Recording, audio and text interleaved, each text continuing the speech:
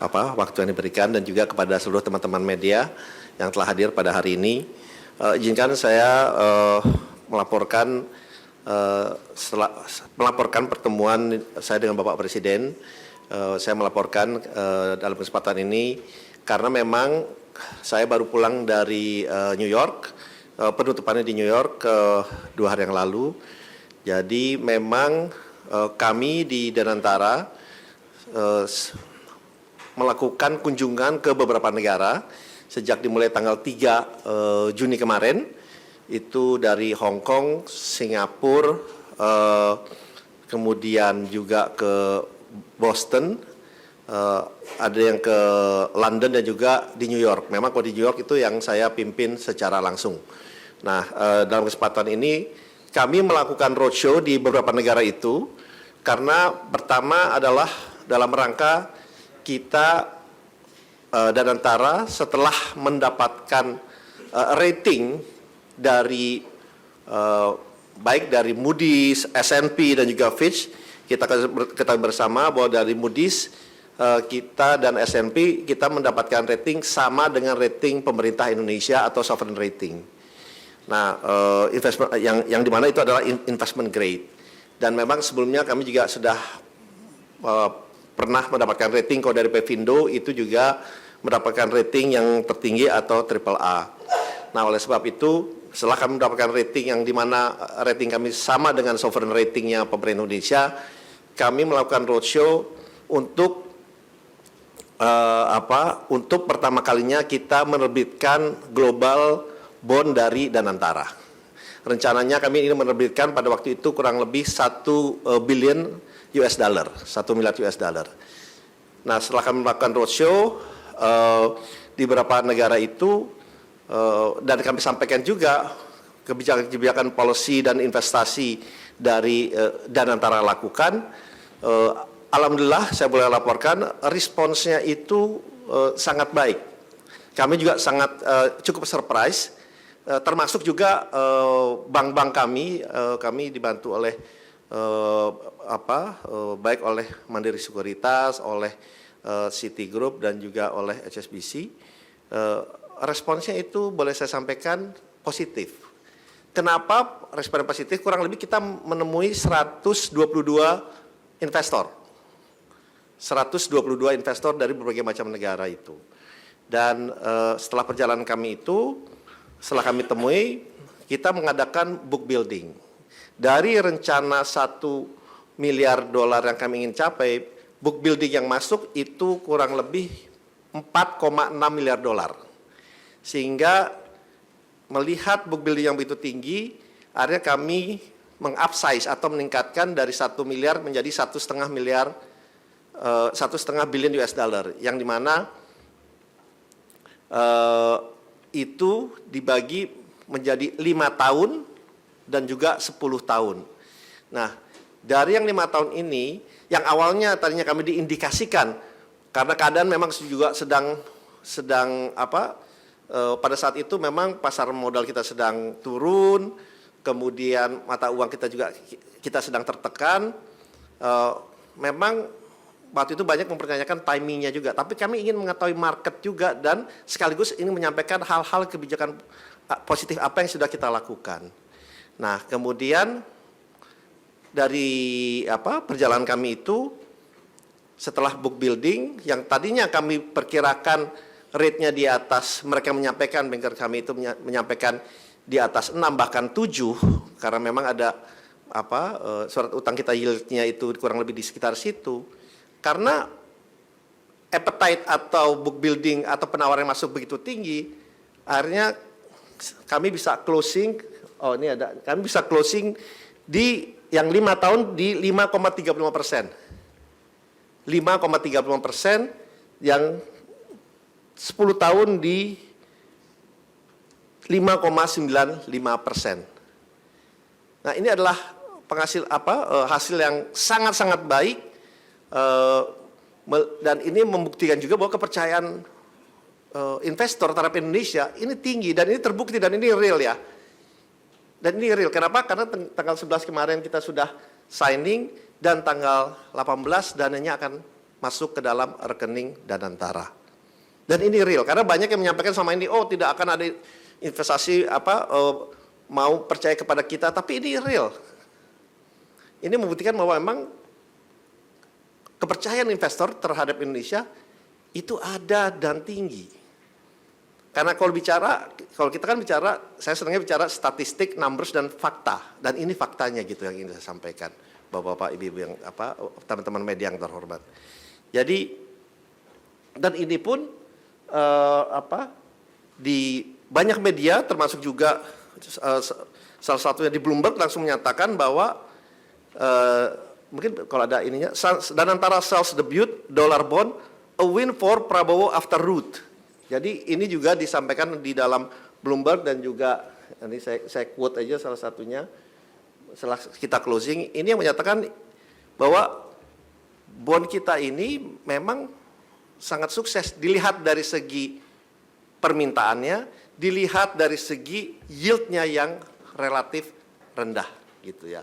Karena kalau mereka tidak percaya, pastinya mereka minta yield premium yang sangat tinggi. Ini tidak mereka minta yield, bahkan kita lihat yieldnya sangat kompetitif sekali. Nah kemudian kita lihat ini juga 5 tahun, 10 tahun. Dan sebetulnya kami juga melihat kemungkinan bahwa nantinya rencananya kita kalau menerbitkan obligasi kita akan lihat bisa sampai yang 30 tahun. Karena appetite-nya itu sangat besar juga karena mereka melihat bahwa ya Indonesia ini growth-nya ini relatif stabil. Iya memang ada naik turunnya, itu memang dalam cycle selalu ada, apalagi di tengah tension geopolitik, geoekonomi, itu adalah hal-hal yang memang selalu ada dalam cycle ekonomi kita. Nah oleh sebab itu ini yang kita sudah lakukan dan saya sampaikan Bapak Presiden, ini roadshow yang kami lakukan dan alhamdulillah dilihat tidak hanya oleh dalam negeri tapi juga dilihat oleh investor luar negeri. Ini menghasilkan hasil yang sangat-sangat positif dan boleh kami sampaikan bahwa ini di luar ekspektasi banyak orang yang memperkirakan tadinya kalau kita mau raise obligasi mana ada yang mau beli, itu yang pertama. Kedua, wah pasti nanti rate-nya tinggi nih. Ternyata dua hal itu tidak terjadi dan ini juga menunjukkan kredibilitas baik dari Danantara maupun dari pemerintah itu sangat terjaga selama kita memang berbicara kepada para investor itu secara terbuka, secara transparan dan juga memberikan pemahaman ke mereka bahwa ini adalah rencana-rencana kita ke depannya. Jadi oleh sebab itu rencana itu berjalan dengan baik. Nah, kalau boleh ingin saya sampaikan sedikit dari investornya kurang lebih yang 5 tahun itu 38% itu dari Amerika Serikat, 41% dari Eropa dan Timur Tengah, 21% dari Asia, itu yang 5 tahun. Kalau yang 10 tahun investornya 52% dari Amerika Serikat, 31% dari Eropa dan Timur Tengah, 17% dari Asia. Nah, ini memang boleh dibilang biasanya penerbitan obligasi dari Indonesia justru peminatnya kebanyakan dari Asia. Historical tuh seperti itu. Tapi ini justru kebalikannya, justru peminat dan yang membeli terbesarnya adalah dari Amerika Serikat. Justru ini peminat terbesarnya, terutama yang 10 tahun, 52% yang subscribe dari bond kita adalah dari Amerika Serikat, 52%. Nah, oleh sebab itu, yang ingin saya sampaikan bahwa kepercayaan market, kepercayaan dunia luar terhadap Indonesia itu sangat baik dan ini tercermin dari mereka bersedia untuk membeli global bond-nya Danantara dari jangka 5 tahun, 10 tahun dan bahkan mereka menyatakan kepada saya sangat-sangat terbuka apabila Danantara ingin menerbitkan bond sampai yang 30 tahun. Nah, oleh sebab itu mungkin nilainya obligasi tadi sudah ada di papan, obligasi 5 tahun senilai 750 juta dengan 5,35%, obligasi 10 tahun senilai 750 juta dengan tingkat bunga juga 5,9%. 95%. Jadi itu yang bisa saya sampaikan mengenai perjalanan kami di beberapa negara, dan alhamdulillah responnya juga positif. Ini dibuktikan dengan tingginya peminat dari obligasi yang kita terbitkan baru saja di dalam perjalanan itu. Mohon maaf, masih agak kecapean, masih agak jet lag sedikit. Tapi yang penting, alhamdulillah hasilnya sangat-sangat baik gitu. Jadi mungkin itu yang saya ingin sampaikan, dan ini direspons di banyak media juga sebagai, karena kalau dilihat ini kan penerbitan obligasi pertama dari Danantara, dan relatif Danantara juga baru 1,5 tahun. Tetapi kita bisa menerbitkan obligasi dengan kepercayaan yang begitu tinggi, dan juga sekaligus ini kalau dibandingkan dengan obligasi sovereign wealth fund lainnya itu relatif sama atau lebih rendah dari segi yield-nya. Jadi ini membuktikan bahwa memang Danantara dalam hal ini mempunyai kredibilitas yang baik, dan ini tercermin dari obligasi yang mempunyai oversubscribed sampai lebih dari 3 kali. Mungkin itu dari saya. Kalau mau ada pertanyaan, mungkin saya, atau ada pertanyaan? Kalau ada pertanyaan saya buka, silakan. Satu aja satu. Pak, saya Alfa dari Kompas TV. Buat Pak Roslan, mungkin ini kan sudah terlihat bagaimana upaya dari Danantara untuk kemudian mengembalikan kepercayaan investor. Kapan kemudian bisa ini dampaknya terlihat begitu di Indonesia, baik itu instrumen yang paling terlihat kan adalah rupiah dan IHSG, walaupun kemarin sudah menguat gitu. Kapan mungkin target yang dilihat oleh Danantara terkait dengan upaya ini? Dan buat Mas Pras mungkin satu, ini kan upaya pemerintah untuk mengembalikan kepercayaan investor ya Mas, yang diperkuat gitu. Kemudian gimana dengan kepercayaan rakyat Indonesia yang baru-baru ini terlihat di publik dengan penyampaian aspirasi? Mungkin ada upaya yang lebih konkret gitu untuk rakyat kita sendiri gitu. Terima kasih Mas Pras dan Pak Roslan. Oke, terima kasih. Mau izin? Kalau kita lihat memang beberapa hari terakhir ini, baik dari pasar modal kita maupun rupiah kita mengalami penguatan yang kalau dibilang relatif cepat juga gitu ya. Nah, dan kita ketahui kalau percepatan ini atau penguatan baik pasar modal maupun rupiah kan tidak akan terjadi kalau kita tidak melakukan apa-apa, ya. Kita tidak melakukan apa-apa. Nah, kalau kita lihat ini baik dari Bank Indonesia, kemudian juga swap agreement yang diberikan oleh China, dan momentum pada saat kita roadshow ini kan sebenarnya keadaan masih lagi tidak bagus gitu. Tetapi begitu kita sampaikan, dan ini korelasinya sebetulnya sangat kuat, karena yang kita ketemu ini kurang lebih 122 investor, dan mereka ini adalah yang berinvestasi di pasar modal kita di Indonesia ini juga. Nah, pada saat mereka melihat bahwa ternyata apa yang dilakukan dalam hal ini Danantara dan juga kebijakan-kebijakannya ini membalikan momentum yang tadinya persepsi yang ada, itu persepsi yang mohon maaf mungkin tadinya mereka ragu-ragu mengenai ekonomi Indonesia, mengenai kebijakan kita, tapi setelah mereka lihat Indonesia kita merespon secara baik dan benar gitu ya. Dan yang paling penting yang kita lihat juga adalah kredibilitas daripada kita menyampaikan dari Danantara ini itu diterima mereka dengan baik. Memang tanya jawabnya kenceng, tanya jawabnya sangat kenceng. Jadi memang itu adalah seriesnya, karena kalau kita lihat, kalau kami melihatnya selama ini kan sebetulnya ada lebih persepsi, lebih banyak karena persepsi.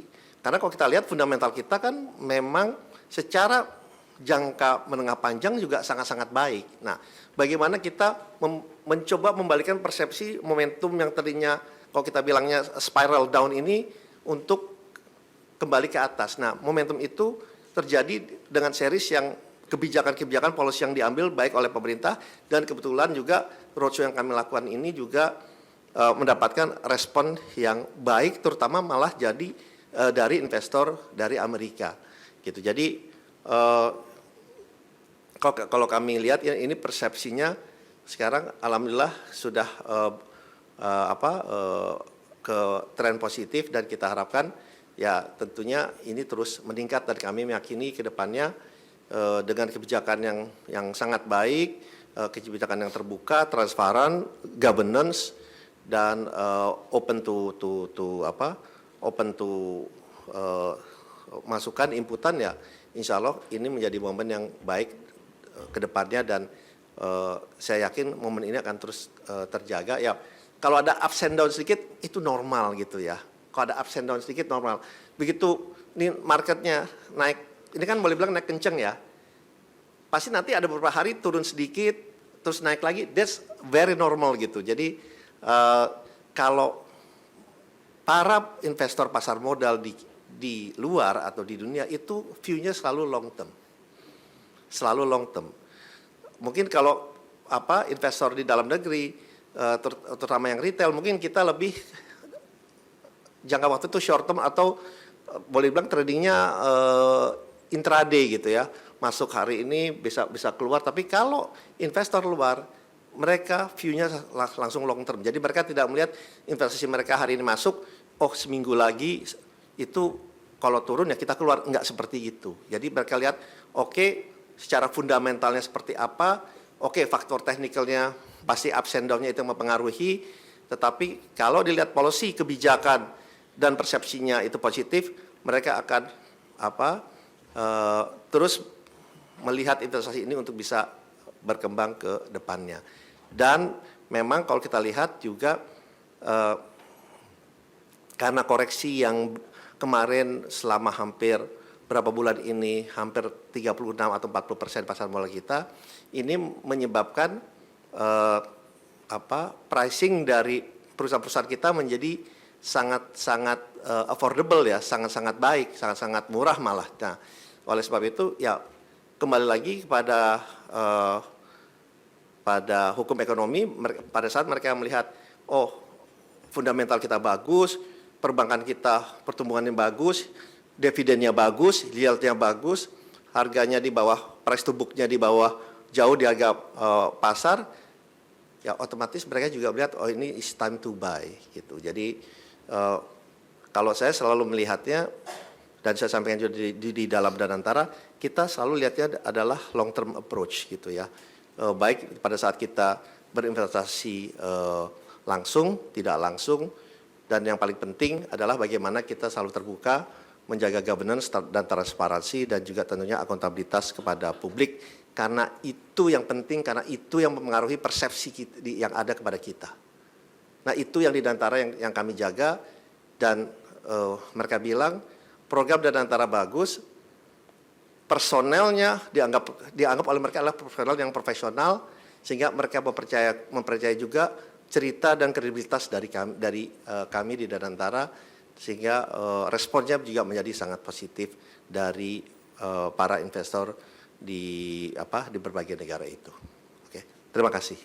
Jelajahi cara baru mendapatkan informasi. Download Metro TV Extend sekarang.